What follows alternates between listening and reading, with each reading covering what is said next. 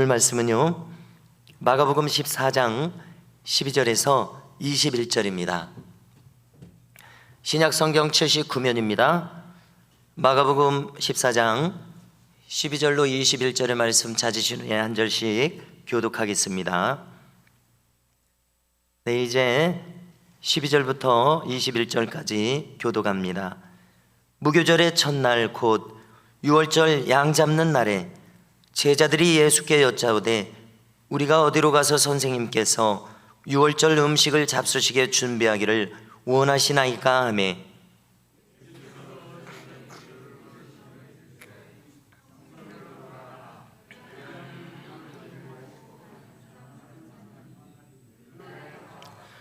어디든지 그가 들어가는 그 집 주인에게 이르되 선생님의 말씀이 내가 내 제자들과 함께 유월절 음식을 먹을 나의 객실이 어디 있느냐 하시더라 하라.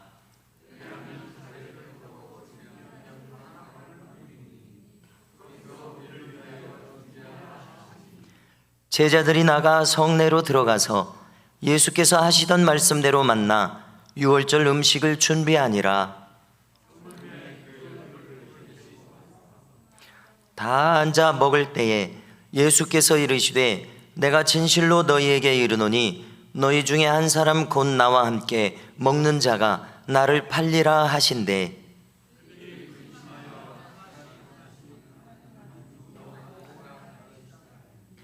그들에게 이르시되 12 중에 하나 곧 나와 함께 그릇에 손을 넣는 자니라.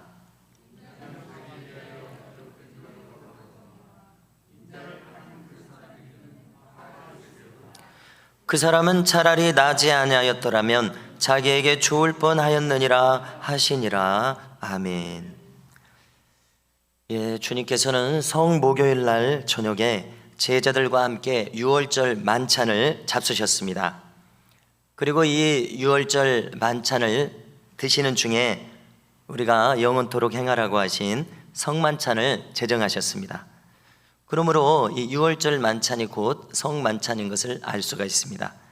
다만 이 성만찬 유월절 규례와 비교를 해보면은 쓴나물 같은 것을 성만찬에서는 언급을 하지 않는 것을 알 수가 있습니다. 자, 여기서 잠시 유월절과 무교절은 연결되어 있습니다. 잠시 살피겠습니다.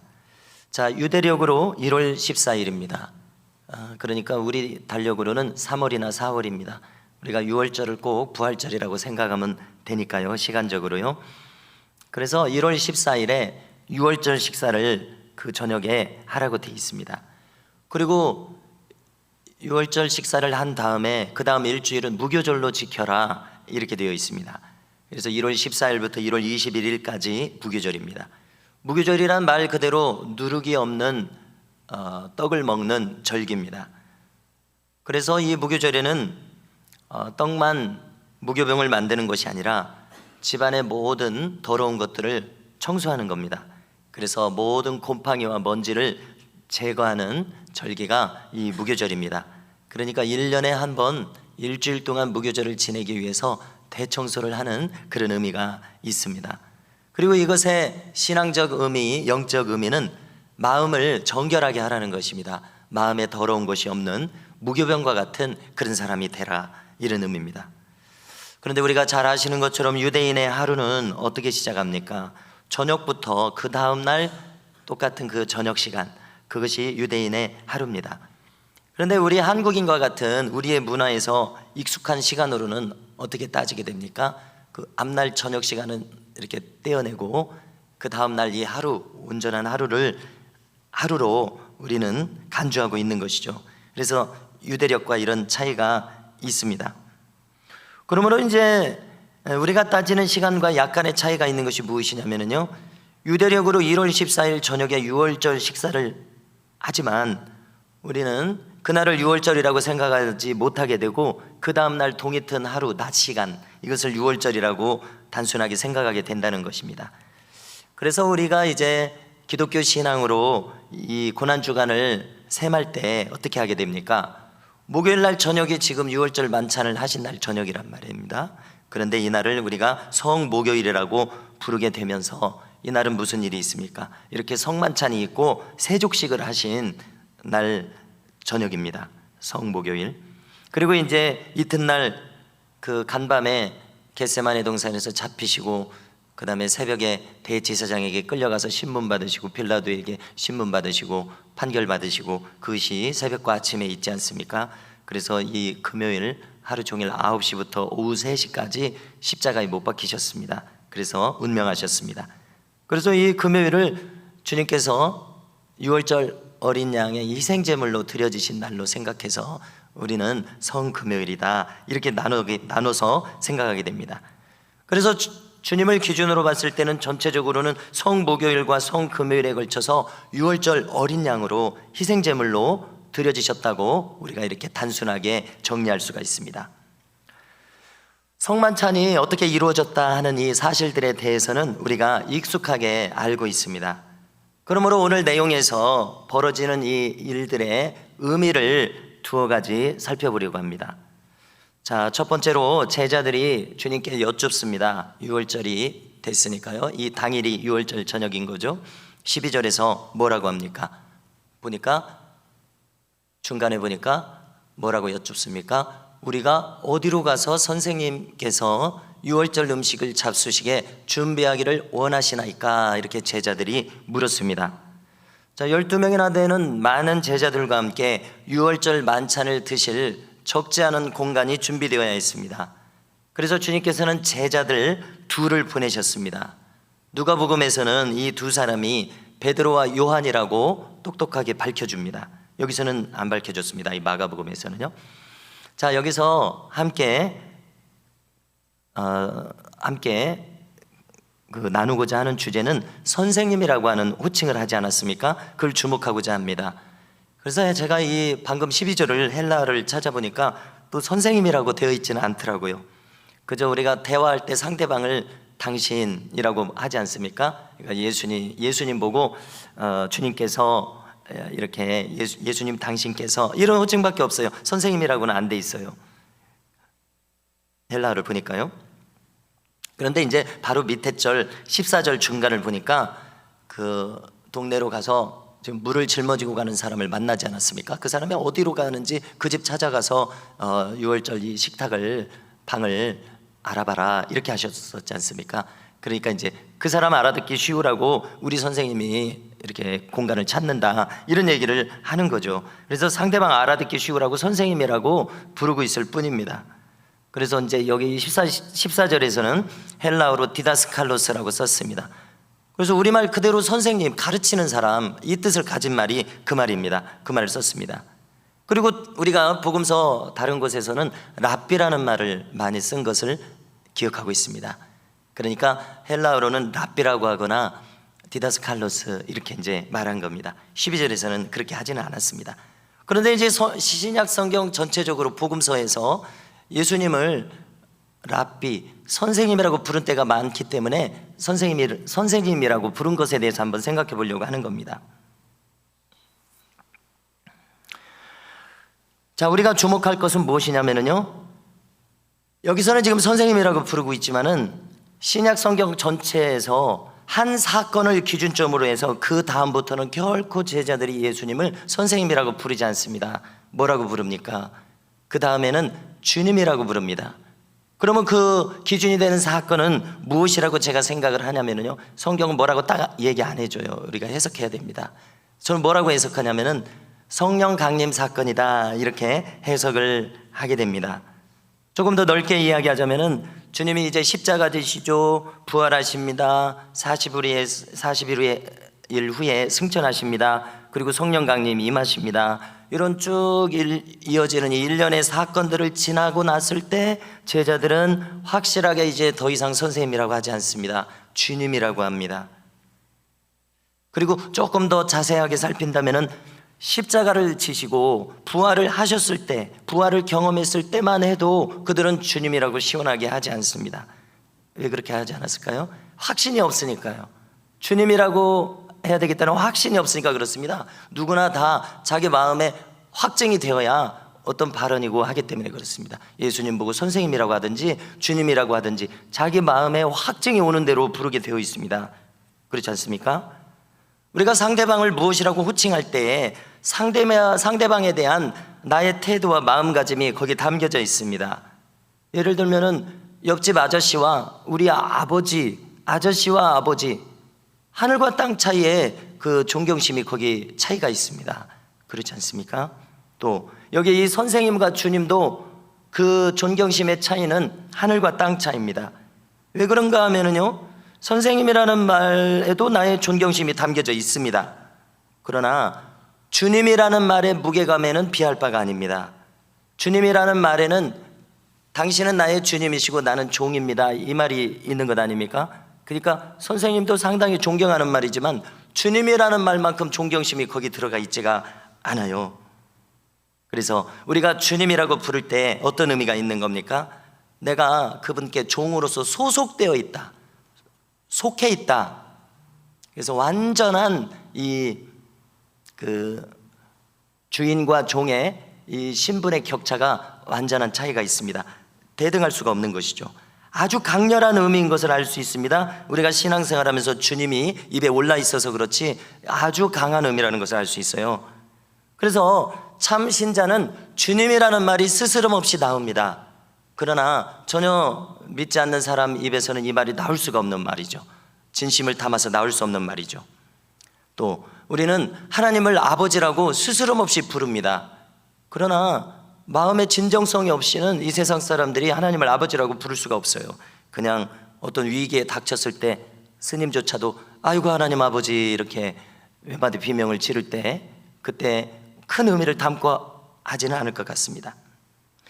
그러므로 우리가 하나님을 아버지라고 스스럼 없이 부를 수 있다는 것은 그가 참 신자라는 증거인 것을 알 수가 있습니다. 그런데 저는요, 이렇게 생각해 보니까 제자들이 주님에 대해서 이렇게 확실하게 주종관계를 마음속에 수립한 것은 성령 강림과 같은 이런 강렬한 사건에 의해서 자신들의 마음이 완전히 사로잡혔을 때에야 가능하지 않았겠느냐, 이렇게 해석을 해보게 되는 것입니다. 그리고 또 굳이 꼭 성령 강림이라고 못 박지 않더라도 부활 이후에 어떤 시점에라도 아니면 성령이 내리시기 한 10일 동안 엄청나게 이렇게 집중해서 기도했을 때라도 어느 시점이라도 이렇게 확실하게 꼬집어 말할 수는 없지만 그 기간을 거치면서 확실하게 마음속에서 나의 주님이시라는 이것을 느꼈기 때문에 주님이라고 이제 그 다음부터는 선생님이라고 절대 안 하고 주님이라고 불렀을 것이라고 이렇게 믿어집니다. 자, 우리 인간은 나 스스로를 생각해 봐도 본질상 참 목이 뻣뻣합니다. 우리가 겉으로는 선생님, 또 목사님, 집사님, 권사님, 장로님 이렇게 부르지만은 우리처럼 뻣뻣한 사람이 누구에게 진심으로 머리를 숙이고 마음을 조아리겠습니까? 그것은 내 마음속에서 진정으로 인정이 되어야만 그를 존경하고 존중하게 된다는 이야기입니다. 속으로 말입니다. 자, 인류 중에서 예수님을 주님이라고 진정으로 부르는 모든 사람들은 어떤 사람들입니까? 자기들의 마음속에서 진심으로 우러나서 그렇게 부르는 사람들입니다. 자, 만약에 입 바른 소리를 할 수가 있어요. 입 바른 소리로 부른다면은 어떻게 그 사람이 예수님을 주님이라고 부른다 할지라도 그 사람은 구원받은 사람이라고 할 수가 없을 것입니다. 자, 성경에서 아나니아와 삽비라를 떠올려 봅니다. 자, 이 사람들은 직결 심판을 받아서 그 자리에서 죽었습니다. 왜 그렇습니까? 그들이 위선적인 자들이었기 때문에 그렇습니다. 지금 이 막대한 재물을 드렸으면서도 이렇게 주님께 인정을 받지 못한 것은 그들이 겉으로 나타나는 행동과 실제로 마음이 달랐기 때문에 그렇습니다. 그렇죠? 우리가 그렇게 판단해야 되겠죠? 예. 그러므로 그들이 입술로 말하는 것과 속마음이 다른 이 위선적인 것 때문에 멸망했다는 것입니다. 만약에 우리도 그렇다면 우리도 하나님께 인정을 못 받을 것입니다. 요즘 새벽에 보는 본문은 사울왕과 다윗입니다. 가만히 보니까 사울왕도 지금 마찬가지입니다. 몇몇 본문을 보니까 이 입 바른 소리로 하나님을 입에 잘도 올립니다. 그러나 그때마다 그 사건 정황 앞뒤를 보면은 그에게 진심은 없었습니다. 얼마나 비극입니까? 하나님을 계속 입에 올리면서도 진심이 아니었어요. 정말 비극입니다. 그래서 저는 우리 모두가 어떤 사람들이 되어야 하느냐 할 때 정말 당연히 이 세속의 사람들처럼 주님을 세속인들이 뭐라고 부릅니까? 4대 성인 중에 한 사람 정도 이렇게 지금 취급하고 있어요. 이 세속의 사람들처럼 우리가 이렇게 주님을 격화시켜서 생각하는 어리석음에 빠져서는 결코 안 된다는 것입니다. 또 여기 이 제자들이 십자가와 부활 성령 강림 이전에 종종 이렇게 선생님이라고 했던 것처럼 선생님 정도로 주님을 생각하는 이것은 영적인 무지라고 해야 되겠습니다. 이런 무지함 속에서 우리가 신앙생활에서는 안 될 것입니다. 자, 그 대신 베드로가 참 간단 명료하게 확실하게 우리에게 알려주고 있습니다. 자, 베드로가 우리에게 알려준 대로 우리가 생각하면 됩니다. 사도행전 5장 31절인데요 베드로가 뭐라고 말합니까? 이스라엘에게 회개함과 죄사함을 주시려고 그를 오른손으로 높이사 임금과 구주로 삼으셨느니라 이렇게 말했습니다. 이렇게 빨간색 녹색으로 구분을 지어서 말씀을 드렸습니다. 바로 이것입니다. 우리는 예수님이 나에게 있어서 누구시라는 것을 확실하게 알아야 되냐면은 주님은 나의 임금이시라는 것입니다. 바꿔 말해서 왕이십니다. 나의 주인이시라는 얘기죠. 또 구주라고 하는 것은 Savior, 건져냈다는 뜻입니다. 구세주, 나의 구원자시라는 것입니다. 그렇기 때문에 우리가 이 예수님에 대해서 어떤 마음가짐이어야 한다는 겁니까? 나의 온 심령과 마음으로, 온 몸으로 주님에게 굽히고 조아려서 주님이라고 부르는 사람이 반드시 되어야 한다는 것입니다. 이런 사람에게는 오직 주님을 향해서 순종만 있습니다. 경외함만 있습니다. 아니오가 없습니다. 그런데 마땅히 우리가 실제로는 이렇게 해야 되는데 실생활에서는 아직 충분히 연단이 덜 되어가지고 아니오를 참 많이 하는 것이 우리의 형편입니다. 부인할 수 없는 형편입니다. 이것은 우리가 아직 영적으로 무지하고 온전치 못하기 때문이라고 생각합니다. 그러므로 바라기는 우리가 평생 남은 신앙생활을 하면서 점점점 우리의 입술로 주님이라고 부를 뿐만 아니라 우리의 심신도 온전히 복종해서 점점점 예가 빨라지는 아니오가 적어지는 이런 성화된 모습을 향하여 나아가실 수 있기를 주님의 이름으로 축복합니다. 두 번째로 18절 이하를 보니까 이제 실제로 제자들과 주님은 만찬을 잡수십니다. 그런데 이 마가복음은 참 단순하죠. 많은 설명이 없습니다. 꼭 필요한 것을 요약적으로 알려줍니다. 잘 한번 우리가 주목해 봐야 되겠는데요 주님은 충격적인 말씀을 꺼내십니다. 18절 이하를 보십시오. 뭐라고 하십니까? 다 앉아 먹을 때에 예수께서 이르시되 내가 진실로 너희에게 이르노니 너희 중에 한 사람 곧 나와 함께 먹는 자가 나를 팔리라 하신대. 자, 그들이 근심하며, 자, 여기 그들은 좀 누군지 한번 생각해 보십시오. 12제자 모두인 것을 알 수가 있습니다. 그들이 근심하여 하나씩 나는 아니지요 하고 말하기 시작하니 이렇게 되어 있습니다. 그래서 우리가 느끼게 되는 것은 여기 우리가 가룟 유다가 주님을 배반할 자인 것을 이미 알고 있습니다. 그런데 이 가룟 유다뿐만 아니라 나머지 제자들도 확신 없는 마음 속에 있다는 것을 여기서 확인하게 되었습니다. 자, 사람마다 성격이 각각 차이는 있을 것입니다. 자기가 주님을 팔 자가 아니라면, 확실히 아니라면 사람들이 어떻게 대답하겠습니까? 저는 아닙니다. 이렇게 분명하게 말할 수 있을 것입니다. 이렇게 차분하면서도 확실하게 주님 저는 아니에요. 저는 그런 마음 가진 적이 없습니다. 이렇게 말하는 것과 저는 아니죠. 이렇게 말하는 것은 하늘과 땅의 차이가 있습니다. 자, 이런 제자들의 태도는 우리에게 무엇을 알려주냐면요 가룟 유다뿐만이 아니라 나머지 제자들도 이런저런 복잡한 마음을 가지고 있었는가 보다, 이런 마음을 가지게 됩니다. 자, 이럴 만도 한 것이 이들은 부활 승천하신 주님을 뵙고서야 40일 동안 천국에 대한 가르침을 다시 받고서야 또 10일 동안 기다려서 성령으로 충만해지고서야 능력 있는 제자들이 되었었습니다. 십자가 지시기 직전에도 주님을 겟세마네 동산에서 막 이렇게 부인하고 내 걸음아 나 살려라, 자기 살기 바쁜 사람들이었어요. 그런 것을 볼 때 이들도 여러 가지 복잡한 마음, 주님에 대해서 그런 마음을 가지고 있었나 봅니다. 그러니까 주님에 대해서 좀 확신하지 못하는 마음, 또 심지어 의심 많은 마음, 이분을 따라가는 것이 나의 남은 인생, 수십 년 인생에 이분을 따라가는 것이 맞나? 이런 거 말입니다. 이런 마음이 있었던가 봅니다. 그런데 주님이 제자들에게 아무런 예고를 하신 것이 아닌 것을 우리가 또 이미 알고 있습니다. 십자가를 예고를 하셨습니다. 기록된 것만 해도 3번 못 박아서 마가복음만 해도 3번 십자가 진다, 또 부활한다, 확실히 얘기하셨습니다. 우리가 그 성경 구절을 댈 수가 있어요. 자, 그럼에도 불구하고 제자들의 모습은 어떤 모습이었습니까? 실제로 십자가를 지셔서 돌아가셨을 때, 그리고 사흘 만에 부활하셨을 때, 그것을 자기들이 실제로 경험하지 않고서는 그때까지 못 믿었었어요. 그렇습니다. 이해가 됩니다. 왜냐하면 우리도 마찬가지입니다. 뭐라고 설명은 들어도 내가 경험하지 못하면 그것이 뭔지 알 길이 없어요. 그렇지 않습니까? 가령 예를 들어서 영의 기도에 대해서 여러 번 거론하고 말씀을 나눴습니다마는 경험을 했을 때야, 꼭 영의 기도가 아니라도 기도를 예를 들어서 깊이 한다 했을 때, 깊이 하는 기도를 경험해야 그것이 무슨 기도다라는 것을 내가 알죠. 내가 체험을 해야. 그러니까 예를 들어서 이렇게 5분 10분 기도도 힘들 수도 있고 어려울 수도 있는데, 그 정도 기도하는 거하고 아주 깊이 1시간 30분 여러 시간 이 실제로 하는 거하고는 다르다는 것이죠. 제자들이 그랬습니다. 인간은 이런 존재입니다. 자신이 경험하지 않은 것은 믿을 수가 없습니다. 그것이 뭔지 알 수 없습니다. 이론으로는 파악이 불가능하다는 것이죠.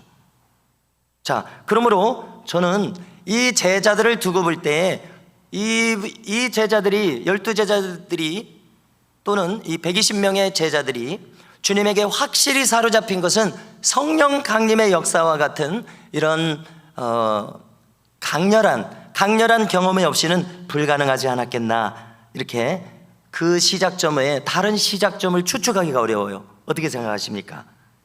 확실한 시작점이 있다면 무엇일까? 한번 생각해 볼 만합니다. 다시 한번 거론할 때 그들은 겟세마네 동산에서 전혀 기도하지 못했습니다. 그러므로 그들은 아주 확실하게 주님 편에 설 능력이 자기들 속에 없었어요. 자기들 속에 그 능력이 있었으면 주님 편에 목숨을 걸고 서 있었겠죠. 그러나 가장 강력한 제자인 베드로까지도 조금 애쓰다가 자기도 도망가 버렸어요. 인간은 이런 나약한 존재라는 것입니다. 이 제자들뿐만 아니라 우리도 나의 심령 깊숙한 곳에서 주님께 마음을 주지 않고서는 제자들처럼 다 도주할 수밖에 없다는 것입니다. 나 자신의 존재 자체가 주님의 것으로 사로잡히지 않고서는 참 신자가 되기가 어렵다는 것입니다. 그러므로 우리 모두는 누구도 예외 없이 말씀으로, 성령으로 사로잡혀서 계속해서 이 돌파에 들어간다, 이런 표현을 쓴다면요, 돌파에 들어가서 계속해서 깊이 들어가지 않고서는 우리는 자칫 평생 언저리에만 머무는 신앙이 될 위험성이 있다는 것입니다. 자, 실제로 우리가 지켜보게 되는 것은 무엇인가 하면은요, 그 새로운 신자나 우리 청년들에게서 이런 것을 우리가 엿보게 됩니다. 뭡니까? 실제로 어떤 사람에게 은혜가 임하면은 수개월 만에도 깊은 헌신까지 나아갑니다. 어떻게 헌금하라 가르쳐 주지 않아도 자기가 알아서 헌금할 줄을 압니다. 또 주일 성수할 줄 압니다. 놀라운 일이죠. 성령의 역사로라고밖에 해석할 수가 없습니다. 자, 그러나 또 가능한 일은 뭐냐면요, 평생토록 신앙생활을 하면서 수십 년째로 이 영적인 나이가 있다면요, 영적인 나이 1살짜리가 있다고 가정을 합니다. 그러면은 수십 년 신앙생활을 하는데 영적인 나이로는 계속 1살만 되풀이하는 거예요. 그렇죠. 얼마든지 이것도 가능할 수 있습니다. 그렇다면 그 차이가 무엇입니까? 자신의 마음을 드리는 일이 거듭되고 있느냐, 계속되고 있느냐, 이 차이라는 것입니다. 어떤 사람은 나이 연령이 어려도 아주 압축적으로 저렇게 계속해서 자기 마음을 드리면서 헌신해서 나가요. 그러니까 나중된 자가 먼저 되는 역사가 있어요. 그러나 먼저 된 자라고 할지라도 이것이 아주 느슨하게, 아니면은 주님께 마음을 드리고 헌신하는 것이 멈춰 있어요. 그러면은 수십 년 신앙생활에도 영적 나이가 1살인 안타까운 일이 있을 수 있다는 것입니다. 물론 이 세월이 쌓이는 것을 무시할 수는 없습니다. 연륜이라고 하는 것은 무시할 수 없을 것입니다. 그런데 주님께서 비유하시기를 3년째 열매 없는 무화과 나무를 비유를 들으라 말씀하셨습니다. 주인이 와서 3년째 열매 없는 이 무화과 나무가 소용없으니까 찍어버려라 하인에게 이야기합니다. 그러니까 이 종이 뭐라고 하냐면은 금년에도 그대로 두소서 이렇게 간청하면서 이렇게 퇴비와 거름을 줘서 내년 1년 동안 지켜보고 내년 1년 말에 오셔서도 아무런 소득이 없으시면 그때 찍어버리소서. 1년 유예를 1년 기회를 더 줄 것을 요청합니다. 누가복음 13장에 있는데요. 성도 여러분, 우리가 이 제자들을 다시 한번 보십시오. 이 제자들을 우리의 이 마음의 거울로 삼아야 되겠습니다. 자, 주님께서는요 끊임없이 의심하고 내가 배반을 할까 어쩔까 저울질하는 제자들은 인정하실 수가 없으실 것입니다. 확실히 주님 편으로 와야 인정하시고 믿으시죠. 주님도요. 사람 사이의 관계하고도 똑같을 것입니다. 저울질하는 사람이 아니라 확실히 주님 편에 선 사람만을 주님은 인정하실 수밖에 없을 것입니다. 자, 이 길은 무슨 길입니까? 끊임없이 주님을 추구함으로써 이 길이 가능합니다. 끊임없이 돌파해서 주님께 가까이 나아가는 길입니다. 이 신앙의 길 성격이요. 그래서 주님을 향한 이 사모함과 갈망과 추구함은 식는 법이 없다는 것입니다. 지루하지 않다는 것이에요. 그래서 쉽게 이렇게 생각해 볼 수가 있습니다. 천국에서는 영원토록 하나님에 대한 예배가 드려지는 곳입니다. 그리고 그것이 즐겁다고 합니다. 그리고 그것이 새 노래라고 합니다. 그런데 이 어떤 사람은 예배에 대한 맛을 아직 알지 못한다면 그 나라처럼 지루한 나라는 없을 것이에요. 그러나 예배에 대한 맛을 아는 사람이라면 예배를 드렸어도 또 드리고 싶을 것입니다. 우리가 사람들 사이에서도 한참 연애할 때 옆에 있는데도 그립다고 하지 않습니까? 옆에 있는데도 보고 싶다고 해요. 이미 옆에 있음에도 불구하고. 우리가 주님께 대해서도 비슷할 것입니다. 예배를 드리고 있으면서도 계속해서 갈망이 있는 거예요. 신앙이 이런 특징을 갖고 있습니다. 끊임없이 주님께 갈망을 가지는 것 말입니다. 더욱 강한 목마름으로 우리를 사모하는 것, 우리를 사로잡는 것이 이 길입니다. 그리고 주님은 이런 마음을 가진 자들을 찾으심을 알 수 있습니다. 자, 주님의 동생 야고보 사도가 말한 것을 계속 기억하게 되는데요. 그는 정말 이 신약 성경에서 그 야고보서가 자문 같아요. 아주 촌철살인의 그런 경구들을 다 모아놨습니다. 뭐라고 얘기합니까? 하나님을 가까이 하라. 그리하면 너희를 가까이 하시리라. 아, 그렇구나. 내가 하나님 가까워지고 싶잖아요. 그러면 내가 가까이 가야 되는 거예요. 이것을 터득해서 우리에게 알려주고 있습니다. 또 출애굽기 33장 19절이 떠오르는데요. 한번 보십시오. 모세에게 하신 말씀입니다. 40일 동안 시내산에서 먹지도 마시지도 않고 금식하며 십계명 받을 때 나에게 주님의 영광을 보이소서 이렇게 말할 때입니다. 금송아지 우상 때문에 난리가 난 다음에요. 또 시내산에 올라갔을 때 영광을 보여달라고 하니까 하나님 뭐라고 얘기하시냐면 나는 은혜 베풀 자에게 은혜를 베풀고 긍휼히 여길 자에게 긍휼을 베푸느니라 이렇게 말씀하십니다. 여러분, 우리가 이 말씀 잘 알고 있는데 이게 무슨 뜻입니까? 참 새겨봐야 할 말씀입니다. 반대로 생각하면 이해가 쉬울 것 같아요. 반대로 생각하면 무슨 뜻이 되는 겁니까? 은혜를 베풀 수 없는 자가 있다는 것입니다. 긍휼히 여길 수 없는 자가 있다는 것입니다. 조금 전에 거론한 아나니아와 삽비라를 생각해 보십시오. 그들이 멸망당하는 그 상태의 그 위선적인 상태에서는 그들에게 은혜를 줄 수가 없으신 거예요. 돌이키지 않는 이상 그들이 돌이켜야지. 지금 그 상태에서는 은혜를 줄 수가 없는 상태인 겁니다. 또 사울왕 새벽마다 보고 있습니다. 그에게는 긍휼을 베풀 수가 없는 것입니다. 왜냐하면 하나님은 언제나 우리에게 주고 싶은 것이 진리죠. 하나님은 왜냐하면 아들을 아끼지 않고 주신 자가 악한 자라도 자기 자식에게 좋은 것을 줄 알거든. 하물며 아들을 아끼지 않고 주신 하나님께서 우리에게 좋은 것을 주시지 않겠느냐. 하나님은 우리에게 좋은 것을 계속해서 주시고 싶은 것을 우리가 성경을 통해서 알 수 있습니다. 내가 준비가 안 되고 내가 원하지 않아서 받지 못하는 것이죠. 주님은 주고 싶은 사람을 받을 수 있는 사람을 찾으신다는 것을 우리가 알 수 있습니다. 사울왕 생각해 보십시오. 자기 자신에 의해서 하나님의 긍휼이 임하는 것이 불가능해진 사람입니다. 주님은 대단히 빠른 시간에 사울왕을 버리셨습니다. 우리가 이제 지지난주 보니까 한 두세 번 사건이 드러났을 때 주님은 사무엘에게 내가 이미 사울왕을 버렸다고 말씀하셨어요. 그래서 우리는 이 사무엘상 그 부분을 읽을 때 아니 이렇게 빨리? 아니 주님은 이렇게 빨리 사울왕을 버리시나? 이런 느낌 혹시 안 드셨습니까? 그래서 생각해 보니까요, 사건은 두세 번 드러났지만은 사울왕의 이 마음 자세에 대해서 주님은 계속 판단하고 계셨다는 것입니다. 그래서 빙산의 일각처럼 사건은 세 번 드러났지만은 주님이 보실 때는 얘는 안 되겠구나, 판단이 끝났다는 얘기죠. 주님이 쓰실 수 없는 사람이 있다는 것을 우리는 기억해야 되겠습니다. 주님의 대화를 단절하실 수밖에 없는 사람들이 있다는 것을 기억하십시오. 그런데 누가 먼저 대화를 단절했습니까? 자기가 막았다는 거예요. 아나니아와 삽비라, 사울왕처럼요. 그들이 주님에 대한 마땅히 드려야 될 마음을 드리지 않으므로, 마땅히 해야 할 의무를 하지 않으므로요. 그리고 그 의무라고 하는 것은 무엇입니까? 그것은 자원하는 마음에서 우러나게 돼 있어요. 누가 하라고 해서 가르쳐줘서 헌금을 합니까? 하라고 해서 헌신을 합니까? 그렇지 않습니까? 내가 좋아서 하게 하시죠. 그래서 억지로 하는 것은 성립하지 않습니다. 헌신이 성립하지 않음을 알 수 있습니다. 그런데 이것이 은혜를 받았다면 마땅히 이루어지는 일입니다. 주님에 대한 의무는요, 경외함의 의무, 순종의 의무, 또 듣는 의무. 결코 이 주님에 대한 마음 씀씀이가 없으면서 주님의 임재를 구합니다. 은혜는 또 받고 싶어서 음성을 구합니다. 주님의 음성을 듣고 싶어서.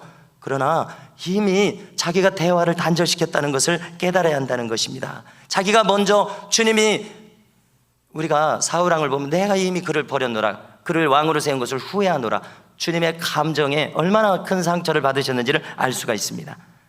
내가 먼저 나를 향한 주님의 마음의 문을 내가 먼저 닫게 할 수 있다는 것을 우리는 깨달아야 된다는 것입니다. 자, 조금 더 형편이 나은 사람들이 있습니다. 그런 사람들, 그 사람들은 어떤 사람들이냐면 오늘 본문에 이제 나옵니다. 아직 기회를 주시는 사람이 있습니다. 사울왕처럼 이자는 이제 끝났다라고 선언하시지 않고 아직 기회가 있는 자가 있습니다. 그리고 우리는 그 기회를 포착해야 됩니다. 어떤 사람이 이야기합니다. 기회는 이름표를 달고 나타나지 않는다고요? 기회는 나 여기 기회가 왔습니다 이렇게 말하지 않는다는 것입니다. 오늘 20절을 보십시오. 주님은 분명하게 이야기하십니다. 뭐라고 이야기하시냐면요, 12 중에 하나 곧 나와 함께 그릇에 손을 넣는 자니라, 나를 팔 자가 이 자니라 말씀하십니다. 이 말씀은 알아듣도록 하신 말씀이십니다. 가룟 유다 보고 알아들으라는 것입니다. 내가 너인 줄 이미 알고 있다는 것입니다. 그러면 이것을 왜 말씀하셨습니까? 정죄하려고 말씀하신 것이 아니고, 너를 이미 버렸다고 말씀하신 것이 아니고, 너에게 다시 한번 기회를 준다. 네 마음을 돌이켜라. 너 지금 완악하게 마음 먹고 있지. 그 마음 돌이켜라. 기회를 주시는 것입니다. 아직 이 기회가 있을 때를 붙들어야 됩니다. 그런데 안타깝게도 가룟 유다는 이 말을 알아듣지 못하고 있습니다. 너무 악에게 사로잡혀서 그런가 봅니다. 주님은 말씀하십니다. 너의 마음 씀씀이를 바로 가져라. 너의 동기를 바로 가져라. 성도 여러분, 우리가 오늘 나도 이 기회를 부여받고 있음을 깨달을 수 있기를 원합니다. 나의 언행 심사를 점검해야 되겠습니다. 나의 마음 씀씀이를 점검해야 되겠습니다. 기준은 이미 성경에 나와 있습니다. 주님은 내가 어떻게 하는 것을 기뻐하실 것입니까? 이에 대한 분명한 헤아림이 우리 모두에게 분명히 서 있을 수 있게 되기를 주님의 이름으로 축복합니다.